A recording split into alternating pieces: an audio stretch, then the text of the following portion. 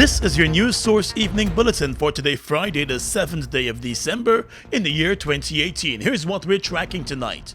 On the eve of his departure from Guyana, outgoing U.S. Ambassador Perry Holloway today revealed that the U.S. government, through its Drug Enforcement Agency, will be going after more Guyanese narco-traffickers in the coming years with a plan to seek their extradition. Mr. Holloway appeared on the 94.1 FM radio show Jumpstart this morning and explained that the Drug Enforcement Agency only works on drug trafficking cases with direct links to the U.S., and he has no doubt that there will be a move in the coming years to seek the extradition of Guyanese nationals who are involved in the narco trade. I think the CANU and the GPF have been getting a lot more training. I think they're getting the tools they need, so they have to develop cases. And at some point in time, then you're right, one will have to be taken to trial and hopefully convicted here. But if not, we are now with DEA here. We only work on cases that have a link to the U.S. That's all the DEA does. We don't work on cases that are only in Guyana. Now, we get information on cases that are only in Guyana. We share that and give it away, but we only work on cases with a link to the U.S. So I have no doubt in the next couple of years, we'll probably be requesting a number of Guyanese narco-traffickers to be extradited to the U.S., but can't say when, can't say who. Just last week, well-known Guyanese hotel owner Shervington Big Head Lovell was extradited to the United States from Jamaica. He was arrested in Jamaica just after arriving there on a flight from Guyana back in October. He is now facing multiple drug trafficking charges in the U.S. His arrest was part of an operation that involved drug enforcement organizations from Guyana, Jamaica, Colombia, the U.S., and other states. And these type of operations, when you go after some of the bigger fish, it normally requires many government agencies like CANU, like GPF, the DEA, providing information and assistance. And it also requires many countries because transnational crime, of which narco trafficking is the major one, doesn't recognize borders. So one of the reasons this occurred in Jamaica was because there were a number of guys that were going to be in Jamaica at the same time, and you may know that 3 were actually arrested, and at least 2 of the 3 I know were extradited to the United States. Mr. Big Head, as many people call him here in Guyana, and also a Colombian. There may have been, the third one may have been extradited. I'd have to check. I don't remember. Ambassador Holloway noted that the extradition treaty between Guyana and the U.S. is a valid one, and while he would like to see it reformed, it remains valid, and both Guyana and the U.S. could utilize it soon. The U.S. Drug Enforcement Agency officially set up its Guyana office back in 2016, and that office is based within the U.S. Embassy. The ambassador said that moving forward, he believes the office of the DEA in Guyana will be expanded as the agency continues to work with the Customs Anti-Narcotics Unit and the Guyana Police Force. More news coming up in just a moment. It's the launch of Guyana Carnival 2019. 4 bands, 15 sections, the models, the costumes. You see them first. Choose your design. It's the biggest costume launch to ever hit Guyana. On Saturday, December 8th at the Gippsland parking lot. $2,000 in advance, more at the gate. Available at That Look Boutique, Pulse Online, exclusive styles. It's the launch of Guyana Carnival 2019. Just get there. Brought to you by Churches, Stag, and Wave Pale Ale. Get ready to ride it, ready to ride it, ride the wave. Open up the new vibe, drink up the boldness inside. Radical and fresh and wild, catch the wave now. Ride bold, ride fresh, ride strong, come on, ride the wave. Taste the action, satisfaction, perfection. Wave, wave, wave, wave.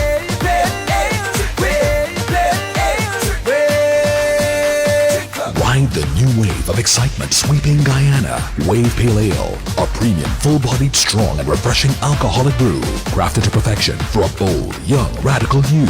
Don't settle for anything less. Catch a Wave Pale Ale and ride it today. Wave Pale Ale, crafted to perfection.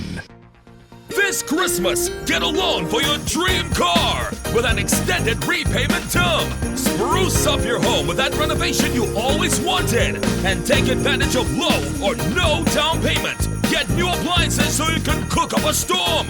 You'll get same-day approval. Plus, you can win a getaway to a destination of your choice. Visit RepublicGuyana.com today to find out how. Republic Bank, we're the one for you.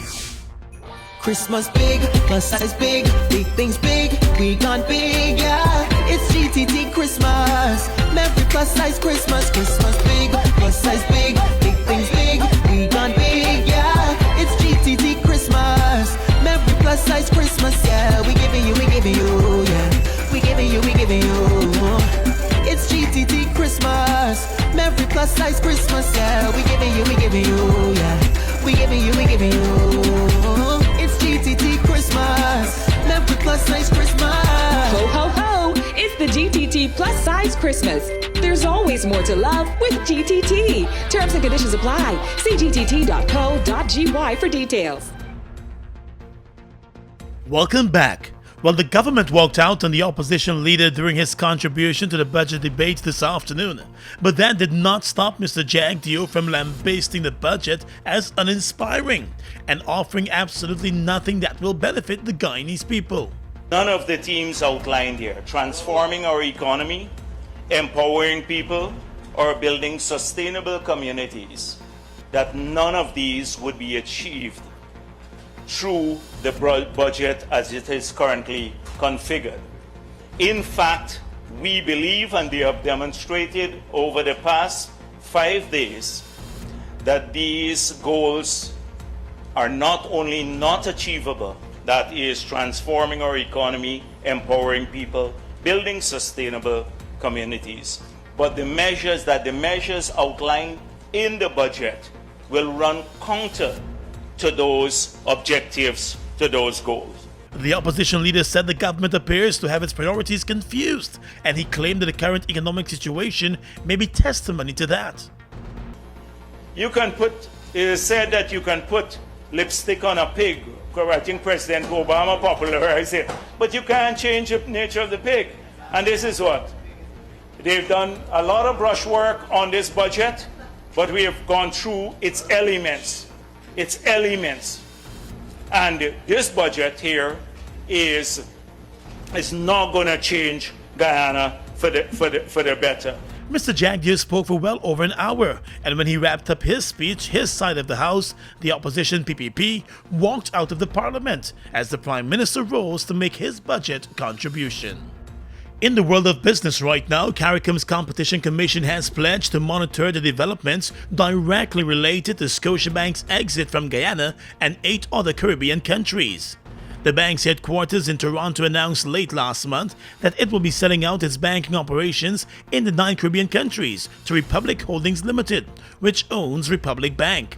The countries where the operations are likely to be sold to Republic Financial Holdings are Anguilla, Antigua, Dominica, Grenada, Guyana, St. Kitts and Nevis, St. Lucia, St. Martin, and St. Vincent and the Grenadines. In Jamaica and Trinidad and Tobago, the bank intends to sell its life insurance operations to the Sagicor Financial Corporation.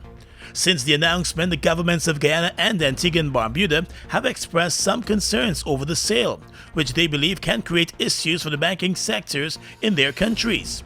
Antigua has already blocked the sale, while the government of Guyana has indicated that it sees the move as unacceptable. The CARICOM Competition Commission has indicated that it has taken note of the developments and is taking into consideration the concerns of bank customers and governments across the region. The Commission assures the region that it will continue to monitor the developments in the banking and insurance sectors. It said that any impact to the community market by the proposed acquisitions will be assessed in accordance with the revised Treaty of Chaguaramas. The revised Treaty of Chaguaramas is a document which establishes CARICOM and its vehicle for regional integration, the CARICOM single market and economy. Further, the statement sought to highlight the need for strong national and regional competition rules and frameworks. According to the Caribbean community, the Competition Commission was established by Article 171 of the revised Treaty of Chaguaramas, with a mandate to promote and protect competition within the community. Let's tell you now that another major U.S. carrier is eyeing the Guyana market and has started to explore the possibility of beginning a service to Guyana. Outgoing U.S. Ambassador to Guyana Perry Holloway has confirmed that he was contacted by officials of United Airlines about destination Guyana. He said he explained to the airline that it would be a fantastic business opportunity for United Airlines to begin a service to Guyana, taking into account Guyana's move into the oil industry.